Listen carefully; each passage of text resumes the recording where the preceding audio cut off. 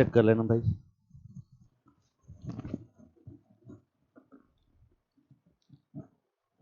ये है आगे नजर आ गया। अच्छा, कमेंट मार देना एक आधा फेसबुक पे जाके।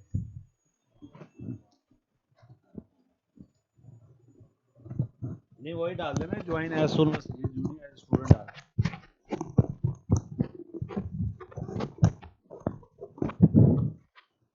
यार ये इतना गंदा माइक है ना, मतलब दुखी खून खोलता है इसको देख के। साला जब देखो नीचे गिर जाता है। हमारी नौकरी चल रही होती है ना, पैसे आ रहे होते हैं, वही खुद ही ले आते हैं।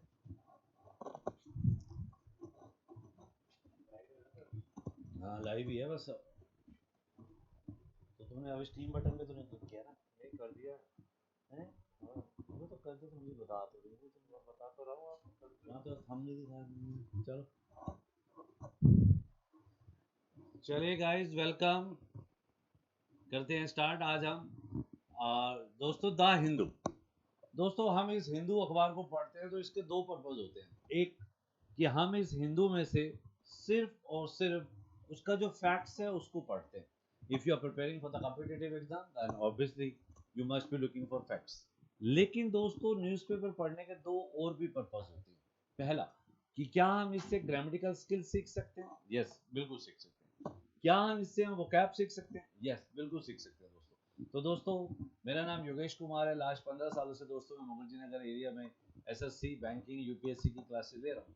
और ये अब अपने प्लेटफॉर्म जिसका नाम सीईटी है, इस पर मैं अपना प्लेटफॉर्म, अपना ऐप और अपनी ऑनलाइन क्लासेस लेके आया दोस्तों। और उम्मीद करता हूँ कि बहुत जल्दी आप लोग इससे जुड़ेंगे और अपनी इंग्लिश स्किल्स को, ग्रामेटिकल स्किल्स को इम्प्रूव करेंगे दोस्तों। तो आज का जो सेशन है दोस्तों 30 सितंबर का मैंने द हिंदू का एडिटोरियल लिया है। AFCA SPA arm forces special acts. तो दोस्तों इसको स्टार्ट करते हैं आज हम। अब सबसे पहले हम समझ लेते हैं दोस्तों कि ये जो आर्म फोर्सेस वाला एक्ट है क्या ये। वैसे आपको जो आप यूपीएससी की तैयारी कर रहे हैं वहां तो काफी इजी हो गई। थोड़ा सा इसको देख लेते हैं दोस्तों। तो ये आर्म फोर्सेस एक्ट जो है 1958 का है और इसमें 11 सितंबर को ये डेवलप किया गया था दोस्तों। और इसमें कुछ जो हमारी 7 सिस्टर्स हैं उनके लिए स्पेशल एक्ट बनाया गया है। मतलब ये स्पेशल एक्ट बनाया ही इन 7 सिस्टर्स के लिए। मतलब 7 स्टेट जो है आपके, अरुणाचल, आसाम, मणिपुर, मेघालय, मिजोरम, नागालैंड एंड त्रिपुरा। चलिए दोस्तों ये था इसका एक छोटा सा ब्रीफ, ताकि आपको जब आप किसी एग्जाम की तैयारी करते हैं तो ऑब्वियसली आपके दिमाग में सबसे पहले यही आता है कि सर थोड़ा सा फैक्ट बता देते तो अच्छा होता। तो ये था दोस्तों आपके लिए फैक्ट, एक्ट नंबर 28। चलिए आगे स्टार्ट करते हैं दोस्तों। अब इसमें सबसे पहले हम कुछ वोकैब पे काम करेंगे दोस्तों। और वोकैब पे काम करते हुए हम सबसे पहले देखते हैं कि हमारे पास एक वर्ड आता है दोस्तों। जनरली हम इसको यूज करते हैं हमारे, और हमारे पैसेज के अंदर भी इसको यूज किया गया है, अदर एंड अनदर। अब दोस्तों अदर और अनदर की बात करें, देखने में बहुत सिंपल लगते हैं। अदर मतलब दूसरा, अनदर भी दूसरा। लेकिन दोनों में एक टेक्निकल डिफरेंस है दोस्तों। अब उस डिफरेंस को समझते हैं। बहुत बेसिक भाषा में आपको लिखा गया है, क्योंकि अगर आप किसी भी कॉम्पिटिटिव एग्जाम की तैयारी कर रहे हैं, वो इवन CUT जो 12th स्टैंडर्ड बेस पर है वहां से लेकर आप यूपीएससी तक कोई भी कॉम्पिटिटिव एग्जाम की तैयारी कर रहे हैं, तो दोस्तों इंग्लिश हमेशा कॉमन रहती है और कुछ बेसिक इश्यूज पे आपको फोकस करना होगा। तो अगर यहाँ हम देखते हैं तो अदर और अनदर में एक डिफरेंस है दोस्तों, उसको समझते हैं। फर्स्ट ऑफ ऑल वो देने की कोशिश करता है कि both are determiners and pronoun. कुछ लोग डिटरमाइनर को कहते हैं, कुछ डिटरमाइनर कहते हैं, तो मैंने आपके दोनों वर्ड यूज कर दिए ताकि आप ये ना कहें सर हमारा गलत है आपका सही। चलिए अब अदर की बात करते हैं। तो यहाँ पर क्या होता है, हम बात करते हैं टू ए डिफरेंट पर्सन और thing from one already mentioned. मतलब ये दूसरा वो है, मान लीजिए दो लोग हैं ए और बी, तो मैं ए के बाद जब बी की बात कर रहा हूँ तो दूसरा हो गया दोस्तों। ध्यान से देखिए, अब एग्जांपल देखिए। It is used when you are talking about additional. तो एडिशनल की बात कर रहे हैं, that are different from the ones, जो पहले से थोड़ा सा अलग है। अब एक एग्जांपल लेते हैं, जैसे देखिए आई हैव 2 पेन्स, मेरे पास 2 पेन है। और यार एक तो लाल है और जो दूसरा है वो नीला है। अब ये हो गया अदर का पर्पस। अब दोस्तों देखते हैं इसमें अनदर कैसे यूज किया जाता है।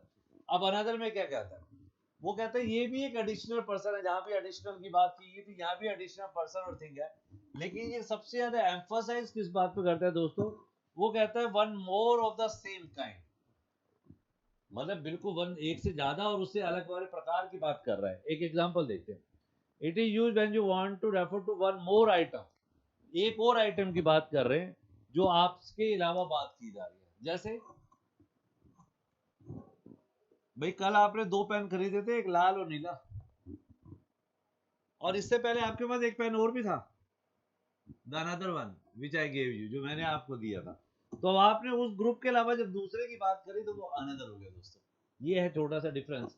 ये सारे वर्ड जो है आज हमारे न्यूज़पेपर के आर्टिकल में थे दोस्तों, तो मैंने एज आपको प्रॉमिस किया, और इस तरह की क्लासेस हमेशा आपको रेगुलर मिलती रहेंगी दोस्तों। चैनल पे फर्स्ट टाइम आए तो दोस्तों इसको सब्सक्राइब कर लीजिएगा। चलिए स्टार्ट करते हैं।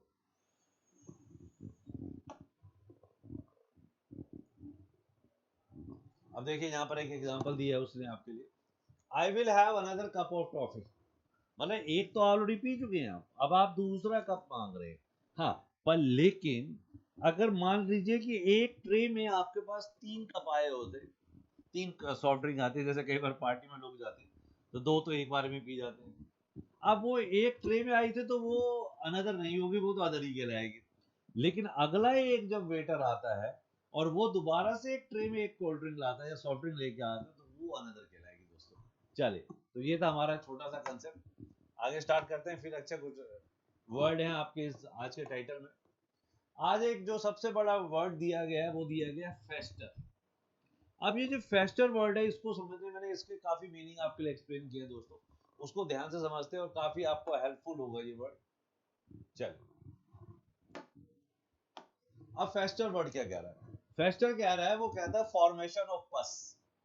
याद है ना, कई बार खासकर रेनिंग डेज के अंदर हमारे पाँव में कुछ जख्म हो जाते हैं, फिर उसमें पस भर जाती है, कुछ लोग हिंदी में उसे मवाद भी कहते हैं, कुछ लोग, कुछ डर्टी सा बन जाता है, फिर जब वो उसको हम बॉयल भी कह देते हैं, फोड़ा भी कह देते हैं उसको, तो वो जो पस बन जाती है जख्म के अंदर, उसके लिए प्रॉपर वर्ड यूज किया गया है पस या पेस्टर। और एक और वर्ड यूज इसी को कहता है, वो कहता है कि कुछ चीज ज्यादा खराब हो रही है एक्चुअल में, वो जो जख्म है वो भी और हमारा गहरा होता जा रहा है, उसे पस भरती जा रही है, तो उसका दूसरा मीनिंग में यही कहा गया है, the process of becoming worse. Hindi में बोलते हैं ना बद से बदतर हो जाना, ये वही वाला सेंस हो रही है दोस्तों। चलिए, अब इसको वो कहता है कि हम कई जगह यूज करते हैं और इसके कुछ साइनों देखते हैं, इसके कुछ मीनिंग देखते हैं जो हमारे एग्जाम में काम आएंगे। सपोरेट, अब वो कहता है कि प्रोड्यूस होना या डिस्चार्ज करना पस को, ये सपोरेट है। दूसरा वर्ड देखिए, पस तो हमें क्लियर हो ही गया भाई, देखिए मैंने कहा ना येलोइश और ग्रीनिश फ्लूइड। चल नेक्स्ट, डिके आपको पता ही होगा, किसी चीज का गलना सड़ना, दैट इज कॉल्ड डिके। चलिए दोस्तों, नेक्स्ट पे आते हैं, ये पेपर में भी आया हुआ वर्ड है दोस्तों, पेट्रीफाई। अब वो कह रहा है कि जब वो प्रोसेस हो रहा है किसी चीज के गलने सड़ने का, जैसे कई बार आपने सुना होगा रोटर, टमाटर सड़ गए मंडी के अंदर, तो वो जो वर्ड है वो यही वर्ड यूज किया जाता है। या जब कभी शराब बनाई जाती है तो पुराने जो भी हमारे पास अंगूर होते हैं उनको पहले गलाया सड़ाया जाता है, गलते हैं सड़ते हैं, तो उस प्रोसेस को भी पेट्रीफाई कहा गया। आगे रैंकल वर्ड कहता है किसी चीज को गुस्सा दिलाना, उसमें इरिटेशन करना, उसके लिए भी इस वर्ड को यूज किया जाता है। ये उसी के साइन में दोस्तों जो हमारे एग्जाम में आते हैं। चलिए आगे देखने की कोशिश करते हैं दोस्तों। अब एंटोनियम में क्या कहता है, क्योंकि हमारे एग्जाम में हमें मालूम है कि हमारे पास या तो एंटोसाइनो आते हैं या वन वर्ड आते हैं, इडियम फ्रेजेस आते हैं, फ्रेजल वर्ब आते हैं और फिक्स प्रीपोजिशन आते हैं दोस्तों। यही सबसे ज्यादा इंपॉर्टेंट होता है आजकल, ग्रामेटिकल स्किल्स प्लस वोकैब दोनों पे फोकस करना होता है दोस्तों। कई स्टूडेंट क्या करते हैं, वो सिर्फ और सिर्फ ग्रामर को रटने की कोशिश करते हैं, इसलिए ये सेशन बनाया ही आपके लिए गया दोस्तों कि आप ग्रामर के साथ साथ वोकैब को भी इम्प्रूव कर सकें। अभी देखिए सेशन बीचों में छोड़ेगा, अभी जब हम न्यूज़ पेपर पढ़ेंगे तो आपको वो एक टेक्निक आज पता चलेगी जिससे आप अपनी ग्रामर को और राइटिंग स्किल्स को इम्प्रूव कर सकते हैं दोस्तों। चलिए दोस्तों आगे चलते हैं। तो पहला वर्ड मैं बिल्कुल आपके लिए इसमें साइड हो जाता हूँ ताकि आप आराम से स्क्रीनशॉट भी ले सके, क्योंकि बहुत से स्टूडेंट कई बार कहते हैं सर स्क्रीनशॉट नहीं ले पाए हम, तो यार स्क्रीनशॉट लीजिए, आराम से लीजिए। हील का मतलब तो पता ही है, हील का मतलब वही हीलिंग हो रही है, तो उपचार हो रहा है, टू बिकम हेल्दी। दूसरा कहता है इम्प्रूव, हमें पता ही है। और ये वर्ड भी एग्जाम में आए, मैं हर एक वर्ड का नहीं कहूंगा, जो मुझे पता है जो आए हुए मैं उन्हीं की बात करूंगा। लास्ट 15 सालों से दोस्तों टीचिंग कर रहे हैं, इसलिए काफ़ी चीज़ें क्लियर हैं। बस अब ऑनलाइन फर्स्ट टाइम आए हैं तो दोस्तों देखिएगा, थोड़ा सा इस पर भी बहुत अच्छा करेंगे, हम कोशिश करेंगे दोस्तों। बाकी आप लोगों का सपोर्ट तो चाहिए होगा। एमेल्यूरेट, अब वो कहता है कि टू मेक ए सिचुएशन और कंडीशन बेटर, किसी चीज को सुधारना एमेल्यूरेट कहलाता है दोस्तों। नेक्स्ट, मेंड, भाई अपनी आदतें सुधार लो, इसको इंग्लिश में बोलते हैं मेंड योर वेज। ये मैंने आपको एक फ्रेज बताया, अपनी आदतें सुधार लो, इसको इंग्लिश में क्या बोला गया, मेंड योर वेज दोस्तों। चलिए, तो दोस्तों ये था, और एक और वर्ड भी है, रिकवर। आई होप कि ये कुछ 4-5 एंटो, 4-5 साइनो आपको याद हो गए दोस्तों, और यही पर्पस था। चलिए अगले वर्ड की तरफ चलते हैं दोस्तों, टाइम बिल्कुल वेस्ट नहीं करेंगे। अब एग्जांपल छोड़ देते हैं अभी। अच्छा हाँ, ये आपके साथ डिस्कस करना था, इसलिए हमारे जो स्टूडियो में जो हमारे साथ काम करते हैं, हमारे टाइपिस्ट हैं, उन्होंने ये डाल दिया, मुझे पता नहीं था। चलिए वो मैं बता ही देता हूँ, बीच में क्या उसको रोकना। तो दोस्तों जो हमारे ऐप का नाम है वो दोस्तों ये है CET, और इसे आप प्ले स्टोर पे जाके डाउनलोड कर सकते हैं दोस्तों। और इसमें बहुत अच्छा एक कंसेप्ट, एक कोर्स डाला गया, बहुत छोटा सा अच्छा सा कोर्स डाला गया। उस पर एक्चुअल में क्या होता है, मैं इसको थोड़ा सा आपका 1 मिनट जरूर लूंगा। एक्चुअल में क्या है कि मैं बहुत रोज आज भी पढ़ाता हूँ ऑफलाइन, तो बहुत सारे स्टूडेंट मिलते हैं, वो कहते हैं सर हम वोकैब पढ़ते हैं और अगले दिन भूल जाते हैं, या जब आप 5 दिन बाद 10 दिन बाद टेस्ट लेते हो तो हम भूल जाते हैं। उसके पीछे रीजन है दोस्तों, क्योंकि हम वोकैब को ना एक वो PDF से पढ़े जा रहे हैं, बुक से पढ़े जा रहे हैं, वही लाइन मैंने यहाँ लिखी हुई है, लेकिन उस पर एक कंटिन्यूस प्रोसेस नहीं हो रहा। आपने आज तो वोकैब पढ़ी, फिर आप पढ़ते हैं 10 दिन बाद, 15 दिन बाद, तो दोस्तों उसी चीज में आप मोनोटोनस हो जाते हैं। तो उसी में एक सिंक्रोनाइजेशन होना चाहिए, उसमें एक सिमेट्री होनी चाहिए, कि आपको एक रेगुलर वोकैब मिले। तो दोस्तों इस ऐप के ऊपर मैं आपको क्लियर कर ही देता हूँ, जब आ ही गया तो दोस्तों एक छोटा सा एक कोर्स लॉन्च किया गया है, और आप सुन के बहुत खुश होंगे, अच्छा लगेगा, और समझ में आएगा कि मेरा विजन बहुत क्लियर है। सिर्फ उन बच्चों तक पहुंचना है जो पढ़ना चाहते हैं और पढ़ नहीं पा रहे हैं, बस उन तक पहुंचना है, और बहुत इकोनॉमिकल, सिर्फ और सिर्फ 20 रुपए का या 21 रुपए का ही उस पर टैक्स लगता है। मैं उसमें 1 रुपए लेता हूँ, बाकी सब ये जो इंटरनेट चार्जेस होते हैं, जो हमारे स्टाफ के चार्जेस होते हैं वो होते हैं, मैं सिर्फ 1 रुपए लेता हूँ। तो दोस्तों उसपे आपको पर डे आपको नई वोकैब मिलेगी। अच्छा वो कभी एंटोसाइनो हो सकता है, कभी वन वर्ड सब्स्टिट्यूशन हो सकता है, कभी इडियम फ्रेजेस हो सकता है, कभी क्विज हो सकते हैं टाइमर के साथ, कभी कुछ क्लॉजेस हो सकती हैं, कभी कुछ डिफरेंस हो सकता है कि फ्रॉम क्या होता है, टू क्या होता है, इन क्या होता है। तो इस तरह से ग्रामेटिकल सभी कंसेप्ट का एक मिक्सचर उस पर डाला जाता है, और वो पर डे, जिससे आपका एक मोनोटोनस एटीट्यूड चेंज होता है। कभी हो सकता है आपको ज्योग्राफी के वोकैब मिल जाए, कभी आप बैंकिंग की तैयारी करते हो बैंकिंग मिल जाए, कभी आपको डिफेंस से रिलेटेड वोकैब मिल जाए।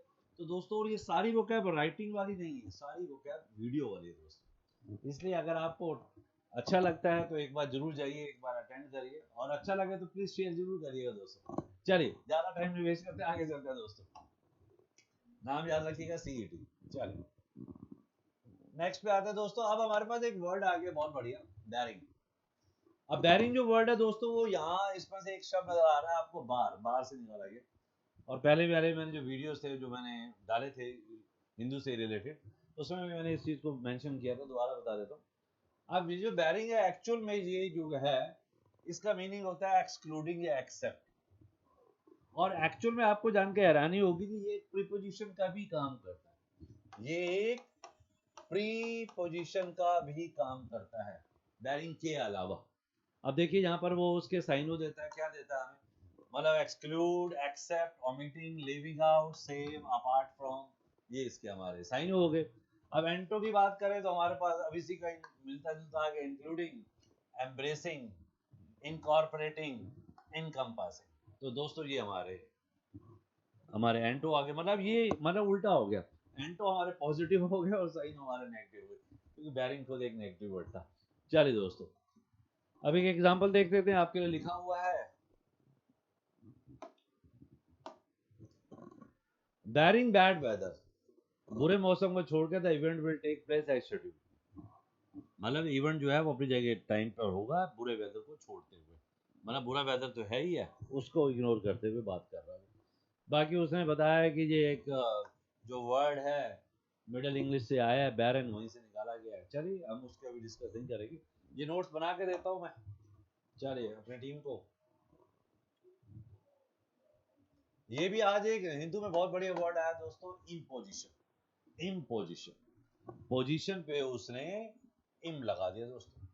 अब वो कहते हैं कि ये एक नाउन है, और ये आपको मालूम होना चाहिए, नहीं मालूम तो दोस्तों नोट डाउन कर लीजिए, हमेशा अपने पास रजिस्टर पेन रखिए जब भी कभी आप किसी सेशन को देखते हैं दोस्तों। हाँ हो सकता है फर्स्ट टाइम आए हो तो अभी एक इंटरेस्ट नहीं होगा, लेकिन जब रेगुलर सेशन अटेंड करेंगे दोस्तों बहुत इंटरेस्ट बनेगा। जितने भी वर्ड जो दोस्तों लास्ट में आई ओ एन पर होते हैं, या हम देसी भाषा में कहें तो जितने भी सफिक्स जो हैं वो आई ओ एन पर होते हैं, वो हमेशा बाय डिफॉल्ट नाउन होते हैं दोस्तों। छोटा सा कंसेप्ट है, याद हो गया होगा।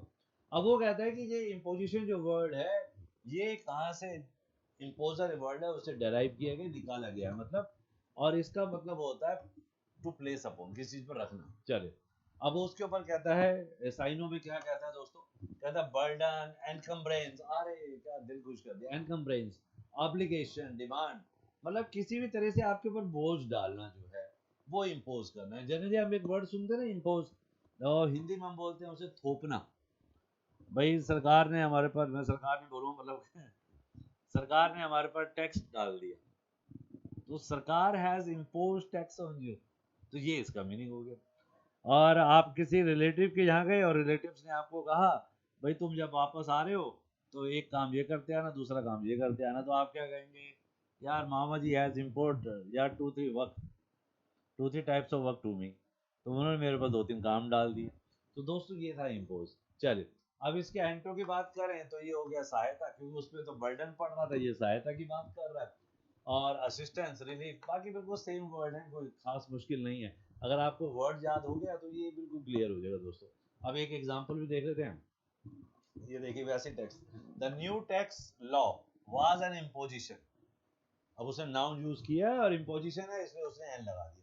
Was an imposition on the citizen causing financial stress for many families। चलिए आगे स्टार्ट करते हैं दोस्तों। अब वो कह रहा है कि ये वर्ड कहाँ से, लैटिन वर्ड जो है इम्पोनर से नहीं आ गया है, आप पढ़ लेंगे तो अच्छी बात है, आगे चलते हैं, नहीं तो चलिए नेक्स्ट पढ़ा। ये बहुत बढ़िया वर्ड आ रहा है दोस्तों, बहुत बढ़िया। अब ये जो वर्ड है जो आज हमारे टाइटल के अंदर है, हमारे जो हम अभी इसके बाद स्टार्ट करने वाले हैं वोकैब सेशन के बाद, स्टेटस क्यो। अरे क्या बात, मतलब ऐसे लगता है कि ये अपने आप में कोई इंग्लिश वर्ड ही नहीं है, और एक्चुअल में है भी ऐसे, इंग्लिश वर्ड है भी नहीं। चलिए अब वो कहते हैं इसका मतलब होता है, ये देखिए बहुत सिंपल भाषा में लिखा हुआ, स्टेटस और शैली, या देसी भाषा में कहें स्टाइल और बैरा, या स्थिति शैली। ज्यादा पढ़ने की जरूरत नहीं, बस देसी देसी भाषा में से उसमें उतना निकालो, बाकी स्क्रीनशॉट ले लिया करो। चलिए अब वो कहता है साइनो क्या है। साइनो देखिए क्या कह रहा है, करंट स्टेट क्या है, परिस्थिति क्या है, एग्जिस्टिंग सर्कमस्टांसेस क्या है जो चल रही है, प्रेजेंट स्टेट क्या है, मतलब जो प्रेजेंट में अभी स्टेटस चल रहा है ना, मतलब जैसे आप एक स्टूडेंट हैं और यूपीएससी एसएससी की तैयारी कर रहे हैं, और आप कह रहे हैं यार अभी जो सिचुएशन है ज़्यादा अच्छी नहीं है, तो आप कहेंगे यार अभी status Q is not good, मतलब जो प्रेजेंट स्थिति है, जो प्रेजेंट सर्कमस्टांसेस हैं वो उसमें अभी कुछ चीज़ें गड़बड़ चल रही है, something is messy in that, तो आप इस वर्ड को यूज करेंगे दोस्तों। अब इसके एंटो की बात करें तो दोस्तों वो क्या कहता है यहाँ पर, वो कहता है जब वहां पर तो सिचुएशन, ये परिस्थिति या बदलाव क्या है उसमें, उसमें नया क्या है, उसमें ट्रांसफॉर्मेशन क्या है, तो ये वर्ड हो गए इसके एंटो दोस्तों। और आगे उसने एक एग्जांपल दिया, उसको पढ़ लेते हैं। In order to maintain the status quo, मतलब जो ऑर्डर, जो हमारा स्टेटस है, जो स्थिति है, शैली है, वही वाला वर्ड लेते हैं, उसको मेंटेन रखने के लिए कंपनी के अंदर the management decided not to implement any major changes to the existing policy, मतलब जो हमारी कंपनी का वर्तमान स्टेटस है उसको एज इट इज रखने के लिए कंपनी ने प्लान किया है कि अब हम कोई मेजर चेंजेस नहीं करेंगे, मतलब स्टेटस क्यू एक जैसा ही रहना चाहिए। तो इसे आप अपने डेली लाइफ में भी यूज कर सकते हो, और अगर आप यूपीएससी के स्टूडेंट हैं तो आप जब भी आप वो लिखते हैं ना प्रेजेंट स्टेटस, ये वाला जो वर्ड लिखते हैं ना करंट स्टेटस या प्रेजेंट स्टेटस, उसके लिए आप कौन सा वर्ड यूज करने जा रहे हैं, आई होप कि कंसेप्ट क्लियर हो गया होगा दोस्तों। चलिए आगे स्टार्ट करते हैं। तो दोस्तों यही एक सबसे इजी सेशन है, मतलब जिसमें आपको मजा आएगा। हाँ बहुत बढ़िया, गिवन। अच्छा जब मैंने इसको फर्स्ट टाइम पढ़ा, मैं बहुत पुरानी बात कर रहा हूँ, जब मैं कॉलेज में था, तो मेरे को लगा गिव गेव गिवन, भाई ये तो थर्ड फॉर्म है और लगता भी यही है, लेकिन एक्चुअल में दोस्तों ये अपने आप में जो गिवन है, ये दो काम करता है। एक तो एडजेक्टिव है ही है, जो हमें पता ही है, क्योंकि ये मालूम है ना कि हर थर्ड फॉर्म जो होती है दोस्तों, वो पास्ट पार्टिसिपल कहलाती है। ये तो आपको क्लियर होगा। और पास्ट पार्टिसिपल भी अपने आप में एडजेक्टिव होता है। क्लियर? जैसे मैंने कहा टेक, टुक, टेकर, तो पहली फॉर्म को बोलते हैं प्रेजेंट, सेकंड को बोलते हैं पास्ट, और थर्ड को बोलते हैं दोस्तों पास्ट पार्टिसिपल। तो हर पास्ट पार्टिसिपल एडजेक्टिव होता है, कुछ एक्सेप्शंस को छोड़ के दोस्तों। चलिए, अब वो कहता है एट एनी गिवन टाइम। अब देखिए यहाँ पर टाइम जो था वो नाउन था, और यहाँ पर गिवन जो था वो किसका रोल निभा गया? वो एडजेक्टिव का रोल निभा गया। ये तो हमें पता है भाई, गिवन टाइम जो दिया गया है। जैसे आपने कहा कि भाई, आपने फ्रेंड को कहा कि 11 बजे हम मैकडॉनल्ड मिलेंगे, तो आपने कहा यार you you are always late on the given time. तो आप हमेशा लेट होते हो जो आपको टाइम दिया जाता है, गिवन टाइम। तो गिवन यहाँ पर एक एडजेक्टिव का काम कर गया। अब वो कहता है कि गिवन का एक और रोल है दोस्तों, वही तो सीखना है। इन सेशंस का यही बेनिफिट है दोस्तों। अब वो कहता है कि प्रीपोजिशन भी है वो, और वो कहता है इसका मतलब होता है मानते हुए, कंसिडर करते हुए, कुछ कंसीडर करते हुए, मानते हुए, समझते हुए, हिंदी आप यूज कर सकते हैं। इसको थोड़ा सा अभी आपको विजिबल नहीं है तो इसको थोड़ा सा विजिबल कर देते हैं। ये देखिए, मजा आ जाएगा आपको। आज एक नई चीज आपको जरूर सीखने को मिलेगी। चलिए, गिवन दैट। अब देखिए, आप कहेंगे सर इसमें गिवन के बाद नाउन तो आया नहीं। यस, बिल्कुल नहीं आएगा, क्योंकि ये एडजेक्टिव था ही नहीं दोस्तों। ये तो एक आपका प्रीपोजिशन का काम कर रहा है। मानते हुए कि, अब देखिए यहाँ पर इसकी हिंदी क्या बन गई? मानते हुए कि you had very little have, तुम्हारे पास बहुत ना के बराबर। ये तो मालूम है ना दोस्तों, लिटिल का मतलब क्या होता है? लिटिल का मतलब होता है दोस्तों ना के बराबर, या इंग्लिश में कहें इसे अगर आप इसे, तो दैट इज कॉल्ड हार्डली। वो कहता है कि तुम्हारे पास तो ना के बराबर हेल्प थी, और आई थिंक, लेकिन मुझे लगता है कि तुमने फिर भी बहुत अच्छा किया। और ऐसे ही वो कहता है given that you had very little help, I think you did very well. I think मेरे टाइपिस्ट ने थोड़ी सी गलती कर दी, 2 बार टाइप कर दिया उसे। चलिए, कोई बात नहीं, कंसेप्ट तो पूरा आ गया। चलिए दोस्तों, ये था हमारा छोटा सा टाइटल गिवन। आगे चलते हैं, तो थोड़ी सी वोकैब और बची है, उसके बाद आपका न्यूज़पेपर सेशन होगा। वो भी बिल्कुल डिफरेंट स्टाइल से होने वाला दोस्तों, थोड़ा सा वेट करिए बस, बीच में सेशन मत छोड़ के जाइए दोस्तों। चलिए, अब अगला वर्ड जो आज हमारे द हिंदू एडिटोरियल में था वो था परव्यू।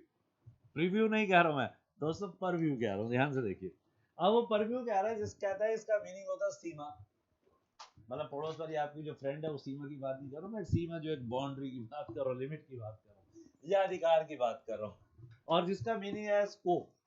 आप देसी भाषा में देखिए, स्कोप। चलिए, अब वो कहते हैं कि ये एक नाउन है, और ये कहाँ से निकाला गया? लैटिन वर्ड से निकाला गया। ये भी आप, मुझे पता है इतना नहीं पढ़ते, लेकिन अगर याद रहेगा तो कोई बात नहीं।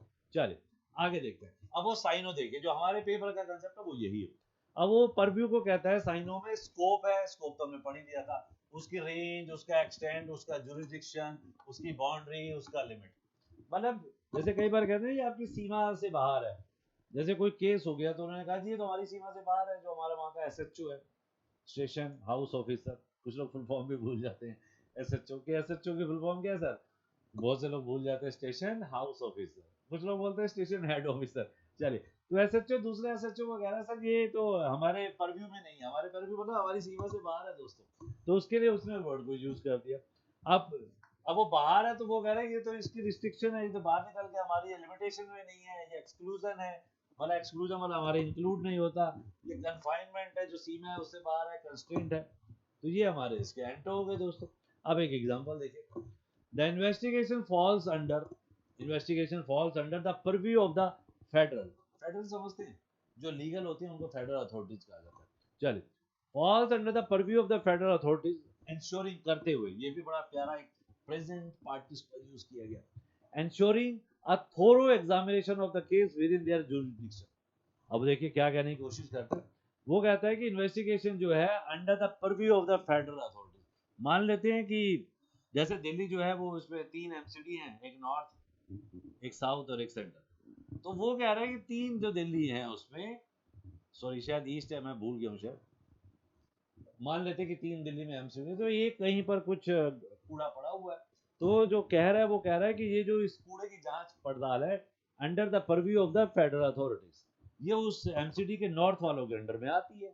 चलिए, और ये एग्जामिन करने के लिए उसने उस परव्यू की बात करी है। परव्यू का मतलब उस सीमा के अंदर आती है। चलिए दोस्तों, ये था हमारा आज एक छोटा सा प्यारा सा वर्ड।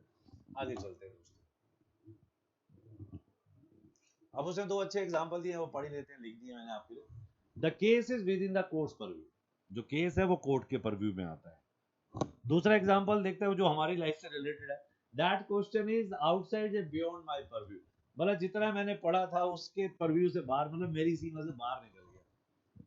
और आजकल ऐसा हो भी रहा है कुछ एग्जाम्स के अंदर, मतलब हम एक्सपेक्ट कुछ और करते हैं और आता कुछ और है वहां पर। और अब तो दोस्तों सीईटी भी इंट्रोड्यूस होने वाला है। अब आप कहेंगे सर आपने तो अपने ऐप का नाम ही सीईटी रख दिया। यस दोस्तों, ये भी एक सोच थी, क्योंकि लास्ट 1-1.5 साल से इसी के ऊपर मैं काम कर रहा था। दिल में सिर्फ एक ही सपना था कि यार ऑफलाइन में बच्चे पढ़ाते हैं ना तो वो थोड़े से कम होते हैं, तो बस सपना यही है कि ज़्यादा बच्चों को पढ़ाना है और उनके डाउट बस यहीं पर बैठे बैठे सोल्व कर देना है दोस्तों। और बहुत मज़ा आएगा आपको भी मुझे भी, क्योंकि मैं दोबारा से अब आपके साथ एक ऑनलाइन प्लेटफॉर्म से कनेक्ट होऊंगा दोस्तों। ऑफलाइन में अब बैच जो होते हैं वो छोटे होते हैं और टाइम चेंज हो गया है, सभी लोग आज की डेट में ऑनलाइन पे आते हैं दोस्तों। तो बस वही आपसे भी रिक्वेस्ट है, आइए एंजॉय करिए और पेपर पास करिए दोस्तों। चलिए दोस्तों आगे स्टार्ट करते हैं दोस्तों। अगला एक उसके अंदर एक छोटा सा कंजंक्शन था दोस्तों हमारे इस एग्जाम, हमारे आज के न्यूज़पेपर सेशन में, जिसको कहा गया इवन वाइल। अच्छा, हम जनरली वाइल तो हम सुनते हैं लेकिन हम इवन वाइल बहुत कम सुनते हैं। वाइल तो हम सुनते हैं, वाइल मतलब पता ही है, जबकि जब दो चीजें पैरेलल होती है तो उसी में वाइल लगा देते हैं दोस्तों। अब इवन वाइल क्या, वो देखते हैं, वो देखिए वो भी बहुत अच्छा है। पहले तो सारी कहानी छोड़ के इस वर्ड को देख लेते हैं, हालांकि ये तो क्लियर हो ही गया दोस्तों में। भाई इवन वाइल जो है हिंदी में इसको हालांकि कहते हैं। अच्छा, ये मैंने क्यों लिख रहा हूँ, मैं उसके पीछे रीजन बताता हूँ, कुछ शब्दों में लिख रहा हूँ। एक्चुअल में क्या है कि कुछ हमारे ऐसे स्टूडेंट हैं जो अभी नॉर्थ कैंपस से पढ़ रहे हैं या नॉर्थ ईस्ट के रहने वाले हैं, उनको हिंदी समझ तो आती है but they are unable to write down Hindi. अब वो लिख नहीं पाते, और आजकल आपको मालूम है कि वो गूगल और हमारे व्हाट्सएप वालों ने हमारी जो हिंदी है वो भी चेंज कर दी है। अब हम हिंदी भी कौन सी लिखते हैं, हम इंग्लिश वाली हिंदी लिखते हैं। तो वो इसलिए ये ऐसा लिखता हूँ ताकि वो बच्चा वो ये तो लिख नहीं पाएगा। अब वो नहीं लिख पाएगा तो ये वर्ड में लिख देता हूँ ताकि यार आप आराम से लिख पाए, वो स्टूडेंट जिनकी हिंदी थोड़ी सी खराब है। चलिए दोस्तों, ये रीजन था ताकि आप समझ जाएं। अब वो कहता है कि ये कंजंक्शन है, ये तो हमें पता चल ही गया क्योंकि वाइल भी कंजंक्शन होता है तो ये भी एक कंजंक्शन है। अब वो कहता है कि इसमें जो वर्ड है वो आप वो देखिए डेरिवेशन देखते हैं हल्का सा। इवन जो है वो हमारे इससे आया है, और उसके बाद वाइल जो है वो हमारी ओल्ड इंग्लिश से आया है, और ये है, ये है। अब इसका मीनिंग समझ लेते हैं। इवन वाइल का मतलब क्या, हम उसको समझ लेते हैं देसी भाषा में। वो कहता है एट द सेम टाइम और डिस्पाइट द फैक्ट। दो शब्द इसने बताए जिसे आप नोट डाउन कर लीजिए। एट द सेम टाइम का मतलब उसी समय, और डिस्पाइट द फैक्ट दैट उस फैक्ट का मतलब हो गया तथ्य, उस ट्रुथ के बावजूद। डिस्पाइट तो पता ही है दोस्तों, के बावजूद। चलिए, अब वो साइनों में क्या दे रहा है वो देखिए। Aldous, nevertheless, nonetheless, notwithstanding. बहुत मेरा फेवरेट है इसमें नॉटविथस्टैंडिंग। जब इस कभी एक सेशन करेंगे ना ग्रामर का जिसमें हम कंजंक्शन सीखेंगे तो उसमें इसको मैं डिस्कस करूंगा दोस्तों आपसे। और एल्बिट, हाँ एल्बिट ये भी एक फेवरेट है दोस्तों। इसके बावजूद, इसकी मीनिंग भी होता है इसके बावजूद, दो, हालांकि, यद्यपि, यही सेंस रहती है उसकी भी। और इसके एंटो में वो क्या कहता है, वेयर एज जहां कहीं भी, मीनवाइल उसी समय, नेवरदलेस। अब इन दोनों का मीनिंग बिल्कुल मिलता जुलता है, चेंज भी हो जाते हैं दोस्तों। कभी वो पॉजिटिव में काम करते हैं, कभी वो नेगेटिव में काम करते हैं, इसलिए सेम ही कंसेप्ट आ जाता है दोस्तों। चलिए, अब इसका एक जो एग्जांपल दिया होगा शायद वो देख लेते हैं एक बार, जिससे आपको ये क्लियर हो जाएगा। शी कंटिन्यू, आप हिंदी एग्जांपल देखिएगा आपको बहुत अच्छा लगेगा। शी कंटिन्यूड वर्किंग, उसने कंटिन्यू काम किया, even while her colleagues were taking a break, हालांकि उसी समय पर। अब देखिए वही जो हमने पढ़ा था ना मीनिंग, उसी समय पर या इसके तथ्य के बावजूद भी, मतलब वो उसने काम कंटिन्यू किया और इसी तथ्य के बावजूद उसके जो कलीग्स थे या उसके सहपाठी थे या सहकर्मी थे, वो जो थे वो एक ब्रेक ले रहे थे, मतलब वो अपना चाय पी रहे थे, चॉकलेट खा रहे थे। चले दोस्तों, ये था हमारा एक छोटा सा वर्ड। आगे चलते हैं दोस्तों, बस थोड़े से वर्ड और रह गए दोस्तों, लेकिन उनको करना बहुत जरूरी है क्योंकि जो टाइटल है वो सिर्फ यही है, द हिंदू एडिटोरियल। तो दोस्तों ये तो नहीं कर पाएंगे। चलिए स्टार्ट करते हैं। अब अगला वर्ड जो आया वो आया दोस्तों हमारे पास आयरनिकल। अब आयरनिकल क्या है, वो एक वर्ड है आयरनी, एक फिगर ऑफ स्पीच। ये भी बड़ा खतरनाक कंसेप्ट है। एक पार्ट्स ऑफ स्पीच होता है जिसमें हम 8 भाई बहनों को देखते हैं, noun, pronoun, adjective, verb, adverb, preposition, conjunction और इंटरजेक्शन। और इन 8 में से भी 7 भाइयों को यूज करते हैं दोस्तों, अगर आप ग्रामेटिकली एग्जाम किसी प्रिपरेशन कर रहे हैं। अब फिगर ऑफ स्पीच जो है वो स्पीच के फिगर बता रहा है। अब उसमें कहता है कि आयरोनिकली एक आता है, जैसे उसमें आप एक वर्ड सुनोगा मेटाफोर, क्लियर। अब मैं इसके ऊपर भी नहीं जाऊंगा, बहुत बड़ा सेशन है वो भी। In which words are used in such a way their intended meaning different, मतलब वो बोला कुछ जाता है और उसका मीनिंग कुछ और होता है। बोला कुछ और जाता है, मतलब देसी भाषा में कहूँ मैं आपको, जब आप किसी को एक टॉन्ट मारते हैं ना, तो उसे कहते हैं आयरोनिकल स्टेटमेंट दोस्तों। भाई उसकी स्टेटमेंट तो आयरनिक थी, आयरनी थी, क्लियर।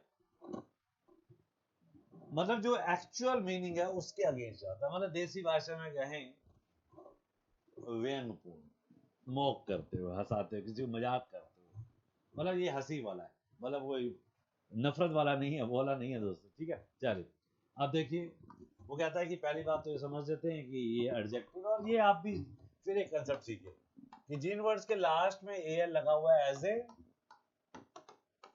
सफिक्स, तो क्लियर हो गया दोस्तों, वो हमारा एडजेक्टिव हो गया। चलिए अब देखते हैं।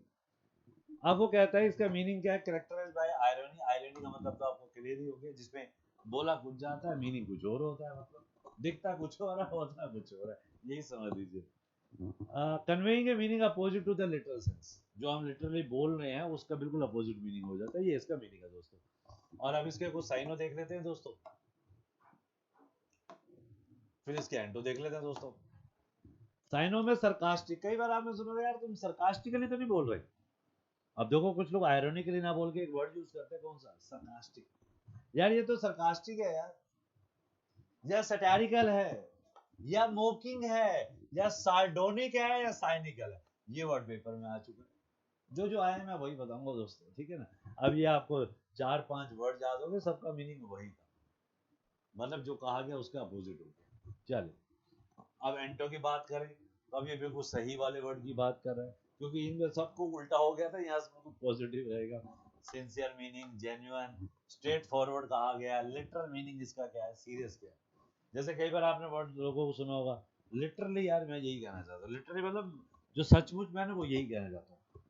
आप कह रहे हैं यार आयरोनिकल स्टेटमेंट तो नहीं है, नहीं यार ये लिटरल स्टेटमेंट है, तो आपके पास 2 वर्ड है, आप अपनी स्पोकन में भी डाल सकते हैं। यार लिटरल मीनिंग क्या है इसका, आपने कहा यार हम 9 बजे आज मिलेंगे और मैं आपको ना आज 11 बजे पार्टी दूंगा, यार literally are you saying right, तो आपने लिटरली वर्ड यूज कर दिया। यार मुझे पता तुम सैटारिकल बोल रहे हो, क्लियर हो गया। तो आपने इन वर्ड्स को अपनी लाइफ में भी यूज कर सकते हो दोस्तों। अब एक एग्जांपल देखते हैं दोस्तों, हिज आयरोनिकल रिमार्क, उसके जो आयरोनिकल रिमार्क थे अबाउट हर कुकिंग, कुकिंग मतलब उसकी फ्रेंड हो सकती है, उसकी वाइफ हो सकती है।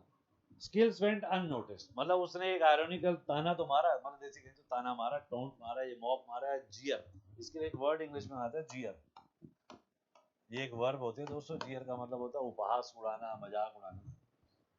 वो कहता है स्किल वेंट अननोटिस्ड, मतलब किसी ने नोटिस ही नहीं किया, by most people at the table, मतलब एक टेबल पे खाना खा रहे थे और किसी ने खाना खाते हुए कहा भाई खाना अच्छा नहीं बना, यार खाना बहुत बढ़िया बना, मतलब ये सैटारिकल बोला गया, तो किसी ने नोटिस ही नहीं किया। चलिए बड़ा एक सिंपल सा एग्जांपल था, आगे चलते हैं दोस्तों। अरे ये तो बहुत प्यारा वर्ड आ गया, हैम्पर, बहुत बढ़िया हैम्पर। अब इस पे भी बड़ी अजीब सी कहानी है। आप जब कभी रियलिटी शोज देखते हो तो उसमें वर्ड सुनते हैं कि जो हमारे विनर्स हैं उनको गिफ्ट हैम्पर मिला, या कभी आपने देखा होगा कि स्कूलों में फंक्शन होता है, उसमें जब आप किसी के बर्थडे पे जाते हैं तो वहां भी लोग बोलते हैं भाई आप अपना हैम्पर तो लीजिए अपना हैम्पर तो लीजिए। लेकिन अब हैम्पर का एक्चुअल मीनिंग जो आजकल ट्रेंड में चल रहा है वो देखिए क्या है। तो वो पहली बात तो ये कहता है कि एक ये वर्ब है जिसका मीनिंग है टू हिंडर और टू इम्पीड प्रोग्रेस। हिंडर मतलब रोकना, और इम्पीड प्रोग्रेस मतलब किसी की मतलब बाधा उत्पन्न करना, देसी भाषा में कहें बाधा उत्पन्न करना। अब साइनो भी यही है, ऑब्जेक्ट करना, हिंडर करना, इम्पीड, इनहिबिट करना। थार्ट, थार्ट बड़ा प्यारा वर्ड है, पेपर में आया हुआ है। थार्ट का मतलब है रोकना, ब्लॉक करना, रिस्ट्रेन करना। अब एंटो में अगर देखें तो वो कह रहा है अब रोक नहीं रहे हैं, अब आप कह रहे हैं जाने दो भाई, तो आप उसको जाने दे रहे हैं, असिस्ट कर रहे हैं, फैसिलिटेट कर रहे हैं। फैसिलिटेट का मतलब सुविधा दे रहे हैं, प्रमोट कर रहे हैं, सहायता दे रहे हैं, एडवांस उसकी आगे बढ़कर हेल्प कर रहे हैं, एक्सपेडाइट किसी चीज को किसी में सक्षम बना रहे हैं। कहते हैं ना आपका एक्सपीडिशन क्या है, ठीक है। चलो अब एग्जांपल देखिए, वो क्या कहता है, हैवी ट्रैफिक हैम्पर्ड, बहुत ज्यादा ट्रैफिक जो होता है, जैसे गुड़गांव में होता है, कई बार आईटी चौक पर होता है, अगर आप दिल्ली से बिलोंग करते हैं तो। ट्रैफिक हैम्पर्ड आवर जर्नी, उसने जो हमारी जर्नी को बाधा डाल दी, रोक दिया, टू द एयरपोर्ट, हम एयरपोर्ट जा रहे थे, causing us to miss our flight. अब कॉजिंग अस कारण बना क्या, हमारी फ्लाइट मिस हो गई दोस्तों। चलो अब देखिए दूसरा, अब वो कहता है हैम्पर वर्ड कहाँ से लिया गया है, वो इसका हैम्पर वर्ड का ओरिजिन बता रहा है, वो ये लिया गया है, एक ओल्ड फ्रेंच वर्ड है हैनिपर, तो मैंने ये आपको इसका मीनिंग बता दिया। चलिए अब इसका एक और जो मीनिंग है, वो इसकी एक्चुअल ताकत थी दोस्तों, ये देखिए। अब दूसरा मीनिंग देखेंगे तो आपको टेंशन हो जाएगी। हैम्पर, वो जो एक बॉक्स होता है ना, उसको भी हैम्पर कहते हैं। वो क्या कहता है, वो कहता है कि बड़ी प्याली, यहाँ से पढ़िए, बड़ी प्याली या कप को रखने के लिए एक बक्सा या एक बॉक्स, एक बॉक्स के अंदर आपने एक कप रख दिया, प्लेट रख दिया, आजकल लोग परफ्यूम भी डाल देते हैं, डीओ भी डाल देते हैं, तो वो सब चीजों को डालने का जो एक बॉक्स बनाएंगे, दैट इज कॉल्ड हैम्पर। तो रियल मीनिंग यही था, लेकिन वो गिलास जो था या वो कप जो था उसको रोकता था। अब उसी रोकते रोकते हमारी इंग्लिश पे वो हैम्पर वर्ड आ गया, रोकने में आ गया। तो दोस्तों ऐसे जब मैंने एमए इंग्लिश किया तो हमें यही सीखने को मिला कि लैंग्वेज जो है वो ग्रेजुअली चेंज होती है, एक बार में चेंज नहीं होती है दोस्तों। चलिए दोस्तों, अगला वर्ड आ गया दोस्तों हमारे पास, इंसर्जेंट। अब इंसर्जेंट वर्ड बहुत अच्छा वर्ड, मतलब हम इसके लिए रिबेलियस वर्ड यूज करते जा रहे थे। अब इंसर्जेंट का मतलब क्या होगा दोस्तों हमारे पास, विद्रोही। और ये क्या है, ये नाउन भी है और एक एडजेक्टिव भी है दोस्तों, इस चीज को देखिएगा। अब वो कहता है कि ये कहाँ से लिया गया है, अब वो ज्यादा हमारे लिए इंपॉर्टेंट है नहीं, लेकिन फिर भी पता होना चाहिए, लैटिन वर्ड लिया गया दोस्तों। हाँ वापस आते हैं अपने साइन हो।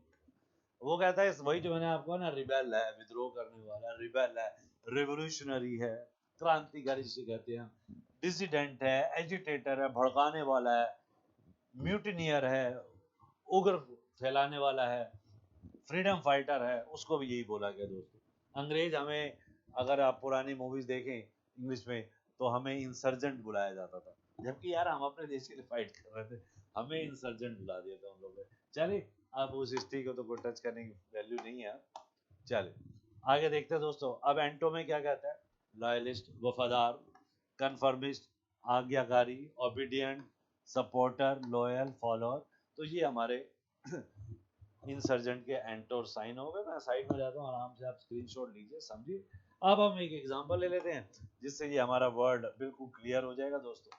और इसी तरह के सेशन, अगर आप फर्स्ट टाइम आ रहे हैं तो दोस्तों फेसबुक पे आप फॉलो कर लीजिएगा दोस्तों, ताकि आपको ये वीडियो मिलते रहें दोस्तों। चलिए एग्जांपल क्या कहता है, the insurgents fought bravely against the oppressive resign.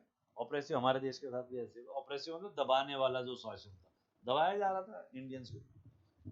Seeking freedom, जो ढूंढ रहे थे, सीक का मतलब ढूंढना, जो आजादी ढूंढ रहे थे और न्याय ढूंढ रहे थे अपने, फॉर देयर पीपल, अपने लोगों के लिए। समझ में आ गया होगा भगत सिंह। चलिए दोस्तों आगे स्टार्ट करते हैं दोस्तों।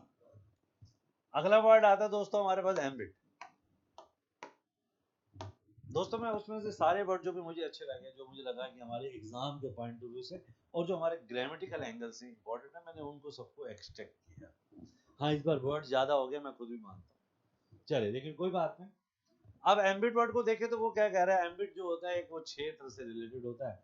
वो कहता है स्कोप है, एक्सटेंट है, बाउंड समथिंग है, एक आइडिया भी है, एक एक्टिविटी भी है, और एक जुरिस्डिक्शन भी है, मतलब एक क्षेत्र भी है। अब वो कहता है ये नाउन है। अब इसके साइन हो तो यही मिलते जुलते ही हो जाएंगे, स्कोप, रेंज, एक्सटेंट, बाउंड्री या लिमिट्स।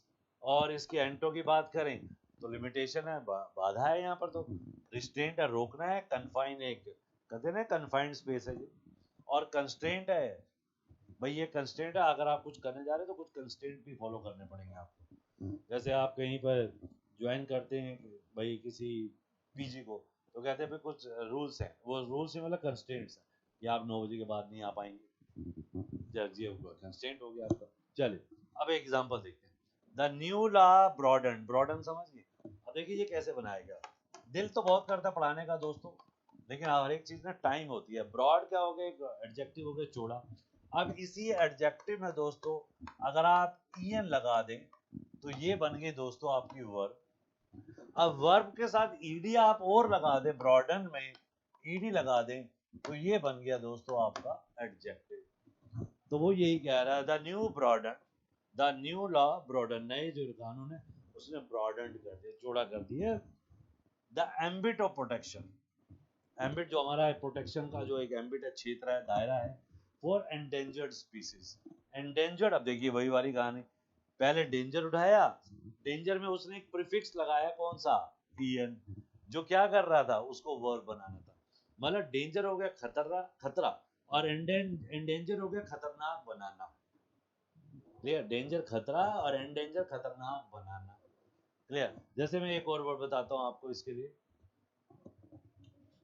जैसे जॉय और इसके साथ लगा दिया आपने एंजॉय, जो है खुशी, एंजॉय खुशी मनाना, तो ऐसा वर्ड है ये। अब इस पे लास्ट पे ईडी लगा दिया है, तो दोस्तों ये हमारा क्या बन गया, एंडेंजर्ड स्पीसीज। स्पीसीज तो आपको पता चल गया वो नाउन है, तो ये आपका एडजेक्टिव बन गया। ऐसे यहाँ पर ब्रॉडन जो था वो वर्ब की तरह काम कर रहा था, आगे नाउन होता तो वो भी एडजेक्टिव बन जाता दोस्तों। चल, तो ये मीनिंग क्लियर हो गया। और ये कहाँ से लिया गया है, फिर ये भी एक लैटिन वर्ड से लिया गया है, एम्बिटियस, और इसका मतलब होता है गोइंग अराउंड, चारों तरफ जाना, आगे पीछे जाना। तो दोस्तों ये था एक वर्ड। ये भी आज एक हमारा जो टाइटल था, उसी के अंदर एक टाइटल था, पार्टीशन। अब पार्टीशन क्या कह रहा है दोस्तों, पार्टीशन एक चीज तो बड़ी प्यारी कह रहा है कि मैं दोनों ढंग से काम करता हूँ, एडजेक्टिव और नाउन में। तो देखिए एडजेक्टिव में वो कह रहा है कि पक्षपात, प्रेजुडाइज, वन साइडेड हो जाना। भैया आप अपने फ्रेंड का ही पक्षपात कर रहे हैं तो हम कहेंगे यार you are partition for it. Clear. और वो कहता है पार्टीशन है, तो आप, मैं नाउन कह रहा हूँ, यू आर ए पार्टीशन, तो तुम उसके सपोर्टर हो, तुम उसके फॉलोअर हो, तुम उसको मानने वाले हो, तुम उसके भक्त हो। तो ये हो गया हमारा पार्टीशन, नाउन भी है और एडजेक्टिव भी है दोस्तों। और हमारे जो इस वाले न्यूज सेशन में आया वो एक एडजेक्टिव को यूजेस आया दोस्तों, देखिएगा। अरे ये आज मुझे एक बहुत अच्छा मिला, क्योंकि मेरा, देखो मैं फिर दोबारा से क्लियर कर दूं दोस्तों, मेरा टारगेट ये है कि सिर्फ आप ग्रामर भी सीखें, वोकैब भी सीखें। आज मैं खुद मानता हूँ कि आज बहुत सारी ग्रामर कम आ रही है, सॉरी वोकैब ज़्यादा आ रही है आज। क्यों ज़्यादा आ रही है, क्योंकि आज बहुत सारी वोकैब, तो दिल कर रहा था यार ये सारी चीज़ें बताई जाए। एक्चुअल में क्या है कि बच्चे इन सब चीज़ों को ना पढ़ता तो है, वो इग्नोर कर देता है। अब वो इग्नोर क्यों कर देता है, क्योंकि उसको लगता है कि मुझे तो हिंदी समझ में आ गई। तो दोस्तों हिंदी समझने, अच्छा एक बात बताइए, मेरे मन की बात है, क्या हमारे एग्जाम में कहीं भी आता है कि इस पैसेज की हिंदी बताओ। जैसे बच्चा हमसे कई बार कहता है कि सर मुझे हिंदी तो समझ में आ गई, यार इट्स ओके, हिंदी आपको समझ में आ गई, ये भी एक सैल्यूट है इस बात के लिए। लेकिन हमारे एग्जाम का जो अप्रोच है वो तो दूसरी है। वो एग्जाम की जो अप्रोच है वो क्या कह रही है, what is being expected. So certain grammatical concept would be there. You need to find out error. You need to go for the sentence improvement. You need to go for fillers. You need to go for close test. You need to understand the complete meaning of comprehension, and then you need to answer. और आज की date में comprehension जो है वो भी आपको क्या कहें, जैसे हमारे स्कूल टाइम पे हुआ करते थे कॉम्प्रिहेंशन, कौन से हुआ करते थे, अनसीन पैसेज। मतलब अगर वहां पर एक पैसेज ऐसा दिया गया है और क्वेश्चन नंबर 1 है, क्वेश्चन नंबर 2 है, तो 1 की लाइन यहाँ मिल जाती थी, 2 की लाइन यहाँ मिल जाती थी, और क्वेश्चन 3 की लाइन यहाँ मिल जाती थी। तो क्या होता था, हमारे लिए बड़ा आसान हो जाता था। तो ऐसे लगता था कि वो हम हाइड एंड सीक खेल रहे हैं, बस हाइड एंड सीक का मतलब छुपन छुपाई कर रहे हैं। लेकिन आज की डेट में दोस्तों कॉम्प्रिहेंशन कैसा आ रहा है, जो क्वेश्चन 1 है उसकी लाइन पूरे पैसेज में कहीं है ही नहीं। मतलब जब तक आप समझेंगे नहीं, आप बता नहीं पाएंगे। अब वो एक अंडरस्टैंडिंग चाहिए, उसके लिए वोकैब और उसके लिए ग्रामेटिकल स्ट्रक्चर का होना बहुत जरूरी है दोस्तों। और इसलिए आजकल जो जनरली कहना नहीं चाहिए मुझे, बहुत सारे स्टूडेंट जो हिंदी मीडियम बैठ के हैं, जो यूपीएससी एग्जाम की तैयारी कर रहे हैं, वो सी सेट में क्रैक नहीं कर पाते हैं। क्यों, क्योंकि उसमें बहुत सारे इंग्लिश की कॉम्प्रिहेंशन आ रहे हैं। अब वो कॉम्प्रिहेंशन छोड़ देते हैं या हिंदी पढ़ने चले जाते हैं। हिंदी पढ़ते हैं तो हिंदी थोड़ी सी और खतरनाक हो जाती है दोस्तों, वो बिल्कुल ही शुद्ध हिंदी में चला जाता है, जो हमारी बोलचाल की जो कॉलेक्चुअल लैंग्वेज है उससे दूर चली जाती है दोस्तों। तो इसलिए आज के डेट में दोस्तों ग्रामर आपको जरूर सीखनी चाहिए अगर आप एग्जाम की तैयारी कर रहे हैं, और बिल्कुल अप्लाइड बेस पे सीखेंगे। तो अगर मैं ये कहूँ कि जो मैं आज आपका सेशन लेकर, इसी सेशन को कई लोगों ने औरों ने भी पढ़ाया होगा, ऐसा नहीं है, उन्होंने वो उसमें से 5 वर्ड निकाले बता दिए। मैं आपको क्या कर रहा हूँ, मैं ग्रामर भी बता रहा हूँ। जैसे अब ये वर्ड जो आ रहा है, ये लोगों को सब पता है फर्दर क्या होता है आगे, इन एडिशन, लेकिन फर्दर मोर समझाना था, ये चीज बतानी। जैसे अदर अनदर लोगों को पता है, हाँ मान लेते हैं, लेकिन आज आपका वो कंसेप्ट क्लियर हो गया दोस्तों। तो यही एक इशू है दोस्तों। चलिए आगे चलते हैं दोस्तों। उम्मीद करता हूँ कि जो मेरा एंगल है, जो मेरा प्रोस्पेक्टिव है, जो मेरा विजन है, वो यही है कि स्टूडेंट जो है, क्योंकि इतने साल पढ़ाने के बाद यही रियलाइज हुआ कि स्टूडेंट को आता तो है, लेकिन वो एक हिंदी में कहावत है ना, एक मिनट, शायद कुछ आईज में ईचिंग हो रही है, एक मिनट दोस्तों।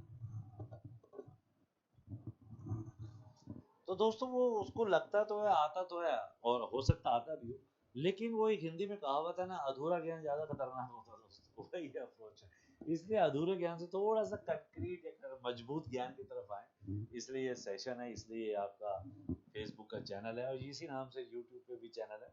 और वो तो मैंने बता ही दी है, ऐप आपको डाउनलोड कर सकते हैं, वेबसाइट भी है। धीरे धीरे काम कर रहे हैं दोस्तों, अभी स्टार्ट किया 2 महीने पहले ही, अभी सब कुछ स्टार्ट किया। फेसबुक भी अभी स्टार्ट किया, यूट्यूब भी अभी स्टार्ट किया दोस्तों। चलिए चलिए, अब फर्दर फर्दर मोर में क्या डिफरेंस है दोनों। वो कहता है कि दोनों एक तो सेम वे में यूज किए जा सकते हैं। ये बहुत अच्छा राइटिंग स्किल्स है जब आप राइटिंग की तरफ जा रहे हैं। और दोनों का मीनिंग ये है, या तो मोर ओवर या एडिशनली, अतिरिक्त, इसके अतिरिक्त। मोर ओवर क्या होता है, इसके अतिरिक्त। और ये दोनों जो है कंजंक्टिव का काम करते हैं, कंजंक्टिव एडवर्ब का काम करते हैं। मतलब एक एडवर्ब होते हैं, कंजंक्शन होते हैं। एक कंजंक्शन वाले एडवर्ब होते हैं, दूसरी भाषा में कहें कंजंक्शन वाला जो एडवर्ब है। अब वो ये एक और चीज कहते हैं जो आपके लिए समझनी बहुत इंपॉर्टेंट है। ये दो अलग अलग क्लॉजेस को जोड़ता है। क्लॉजेस क्या होंगे उसके लिए एक शब्द देखिए मैंने लिखा हुआ है, क्लॉज कहते हैं या सेंटेंसेस कहते हैं, दो सेंटेंसेस को जोड़ता है। और ज्यादातर ज्यादातर मैं ये जरूर कहूंगा, at the start of a sentence, starting में आते हैं और उसके बाद एक कोमा भी लगाया जाता है, further comma, furthermore comma. तो दोस्तों ये था इसका मीनिंग। तो ये एक दोनों एडवर्ब कंजंक्टिव थे। चलिए आगे चलते हैं दोस्तों। अब आज ये एक हमारे जो हिंदी एडिटोरियल में था, उसमें एक ये फ्रेज भी आया था, इन द बैकड्रॉप। अब वो कहता है कि ये जो किस चीज को रिप्रेजेंट करता है, ये एक सिचुएशन या इवेंट या डिस्कशन को रिप्रेजेंट करता है, इन द बैकड्रॉप ऑफ। चलिए अब एक एग्जांपल समझ लेते हैं, उससे क्लियर हो जाएगा। In the backdrop of recent economic reforms. Reforms का मतलब समझ गए दोस्तों, सुधार। थोड़ी हिंदी गड़बड़ हो जाती है, सुधार। The countries GDP growth has shown a significant improvement. अगर आप इसके मतलब इसी कंटेक्स्ट में, मतलब इसको क्या कहें, संदर्भ या संदर्भ जैसे हम यूज करते हैं ना, इन दिस कंटेक्स्ट। अब आप कौन सा वर्ड यूज करेंगे, in the backdrop of, in the backdrop of recent economic reforms. Clear हुआ। यही कंसेप्ट सीखना दोस्तों, यही रियल इंग्लिश है। इसको सीखना मतलब एक पैसेज में कितनी चीजें निकल सकती है। अच्छा खाली मुझे उसकी सिर्फ हिंदी बता दो या उसकी 5 वोकैब बता दो, उससे तो काम होगा नहीं। अब उसके अंदर बहुत कुछ था, बहुत कुछ हिडन था, उसको भी तो एक्सप्लेन करना था दोस्तों। और वही एक्सप्लेन करने की कोशिश की जा रही है दोस्तों। तो दोस्तों आज हम यहीं पर अपने सेशन को वाइंड अप करते हैं दोस्तों। और उम्मीद करते हैं, हाँ आज थोड़ा सा लेंथी हो गया सेशन, तो उम्मीद करते हैं कि आने वाले टाइम में हम थोड़ी सी वोकैब को थोड़ा सा कर्टेल करेंगे, और साथ में न्यूज़पेपर भी कवर करेंगे दोस्तों। और आपसे छोटी सी रिक्वेस्ट है कि अगर आप फेसबुक यूट्यूब दोनों चैनल पे अगर आपने ज्वाइन नहीं किया, तो दोस्तों ज्वाइन कर लें। और इसका लिंक मैं इसी के कमेंट में डाल दूंगा दोस्तों, यूट्यूब का लिंक। चलिए उम्मीद करते हैं, और टेक केयर, थैंक यू दोस्तों।